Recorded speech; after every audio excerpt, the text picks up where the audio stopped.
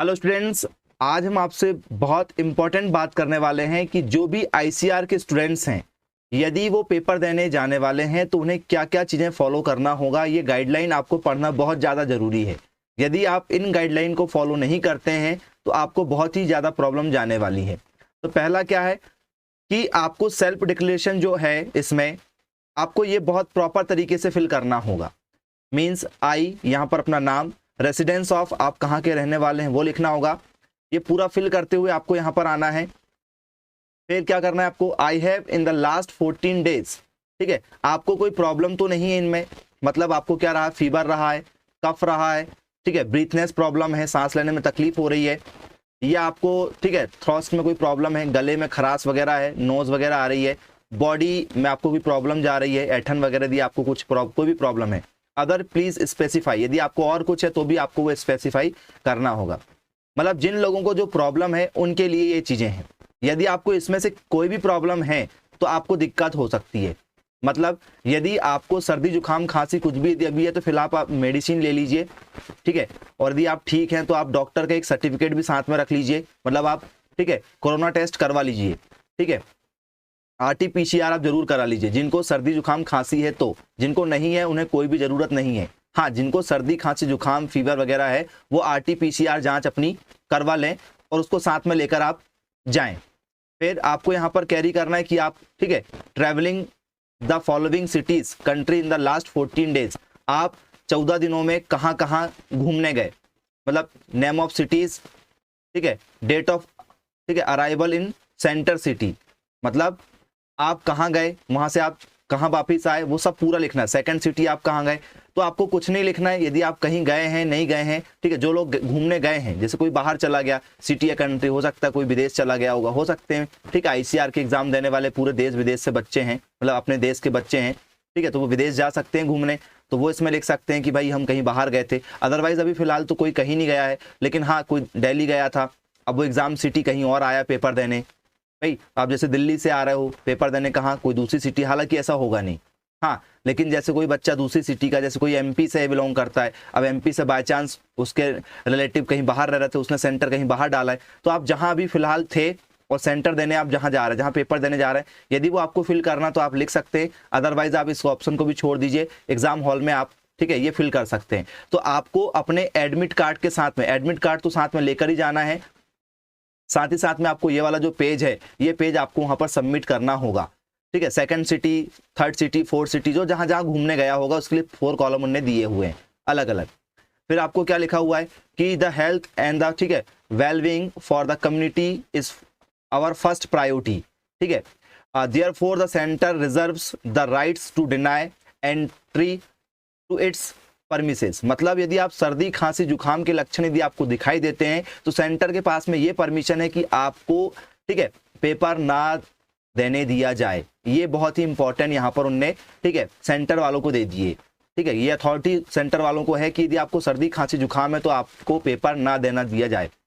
एक और ऑप्शन ये भी है कि आपको यदि हल्के से सिम्टम्स नजर आते हैं तो आपको एक अलग ही ठीक है क्लास में सबमिट कर, मतलब दे दिया जाएगा, आपको रोल नंबर प्रोवाइड कर दिया जाएगा कि भाई एक क्लास अलग से कर दे रहे हैं आपकी। जैसे अभी एमपीपीएससी में जब हम लोगों की ड्यूटी लगी थी तो उस समय जिनको ऐसा नॉर्मल टेम्परेचर था कि भाई जिनका टेम्परेचर थोड़ा सा हाई है तो वो ऐसा हो जाता है कि भाई थोड़ा सा वो क्या कर लेते हैं, एडजस्ट कर लेते हैं। यदि एडजस्ट नहीं करते हैं तो आपको सेंटर में एंट्री नहीं मिलेगी। साथ ही साथ में आपको क्या करना है, यहाँ पर कैंडिडेट फोटो लगाना है, तो आप साथ में अपनी गम लेकर साथ में चलें, या आप अभी भी फोटो लगाकर घर से ले जा सकते हैं, ठीक है। थंब आपको वहीं पर लगाना होगा, थंब आपको यहाँ से लगाकर नहीं ले जाना है, थंब आपको वहीं लगाना होगा, ठीक है। किसके सामने, पर्यवेक्षक के सामने। तो ये आपको वहीं फिल करना है सेंटर में, बिफोर रीचिंग द सेंटर। तो सेंटर के बाहर भी कर सकते हैं, बिफोर रीचिंग द सेंटर आप सेंटर से पहले भी कर सकते हैं। अब आपको क्या लिखा हुआ है यहाँ पर, candidates parent signature, candidate signature to be sign on the day of examination in the presence of, ठीक है, ऑफ द इन्विजिलेटर ओनली। मतलब आप थंब घर से लगाकर ले जा लो, कैंडिडेट की फोटो ले जाना तो आप ये भी घर से लगाकर ले जा सकते हैं, इसमें कोई प्रॉब्लम नहीं जाएगी। प्रॉब्लम आपको कब होगी, कैंडिडेट सिग्नेचर। बाय चांस यदि आप यहाँ पर अपनी साइन कर देते हैं और साथ में ले जा लेते हैं, ठीक है, तो आपको दूसरा एडमिट कार्ड प्रिंट आउट करवाना पड़ेगा। ये जनरेट, मतलब ये सेल्फ एडमिट कार्ड तो नॉर्मल आपको कोई प्रॉब्लम नहीं है, लेकिन जो सेल्फ डिक्लेरेशन का फॉर्म रहेगा ये आपको फिर से प्रिंट आउट निकलवाना होगा। ये आपको पूरा क्या चाहिए, ठीक है, यहाँ पर सिग्नेचर नहीं चाहिए। ये सिग्नेचर आप ठीक है, एग्जामिनर के सामने ही करेंगे, जो इन्विजिलेटर होगा कहाँ पर, परीक्षा हॉल के अंदर, या हो सकता है आपको जब आधार कार्ड में आपका अंगूठे का थंब इम्प्रेशन होगा उस समय आपसे लिया जाएगा। तो प्रोसेस क्या होगी, सबसे पहले आप जाएंगे क्या, ठीक है, कॉलेज के सामने खड़े रहेंगे, स्कूल जो भी आपको मिलेगा वहाँ आपकी चेकिंग होगी, आपके पास में कोई मोबाइल गैजेट तो नहीं है, वो सारी चीज़ें आपसे चेक करेंगे, कैलकुलेटर, ठीक है, ये सारी चीज़ें चेक करेंगे, कुछ है तो नहीं है। मोबाइल फ़ोन है तो जवाबदारी आपकी होगी रखने की, ठीक है। कॉलेज वालों की तरफ से कोई प्रावधान नहीं है, ऐसा आईसीआर के थ्रू एनटीए ने क्या दिया है, गाइडलाइन दिया है। हालांकि स्कूल वाले रख लेते हैं, यदि रखते हैं तो ठीक है, नहीं रखते हैं तो फिर आपको संभाल कर रखना होगा। ये आपके जो साथ में आप कोई भी जाते हैं, क्योंकि आपकी एज कम है तो आप, ठीक है, स्वाभाविक बात है आप किसी न किसी पेरेंट्स के साथ में जाएंगे। और यदि आपके एग्जाम सेंटर यदि आपकी सिटी में मिला हुआ है तो फिर तो आप नॉर्मल, ठीक है, लोअर टी शर्ट पहन के, ठीक है, जींस टी शर्ट पहन के आसानी से लड़कियां जा सकते हैं, कोई दिक्कत नहीं है। तो ये सिग्नेचर आप कहाँ करेंगे, ठीक है, सेंटर हॉल के पास अंदर जाकर।